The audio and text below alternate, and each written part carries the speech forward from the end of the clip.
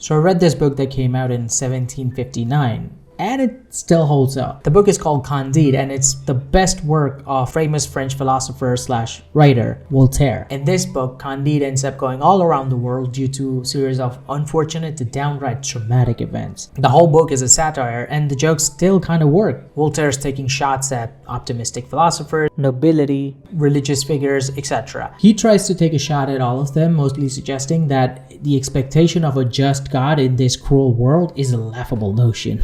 In the end, Candide ends up in Istanbul, where he learns that the key to happiness is that one must also tend their own garden. So this ending is kind of ambiguous according to people, because some people say that the key to happiness is leaving philosophy behind and just going back to land, doing your own thing, find your own talent, find your happiness in whatever you do. On the other side, some people say that the world is so bad that it's not even worth trying. I like to go with the first one because I have seen that theme come up in many different philosophies, both Eastern and Western. I've seen it in Stoicism and I've seen it in Buddhism. It's just that happiness comes from within, from doing your own work, doing something that you love, so doing something that gives your life a purpose. That's the key to happiness according to all of these philosophies. I choose to go with that. If you have read this book, I'd love to read your part. And which got me thinking that when people are unable to tend a garden or choose not to tend a garden, that's when they find themselves the most unhappiest. For example, if the world does not let you have a hobby and it just forces you to menial labor,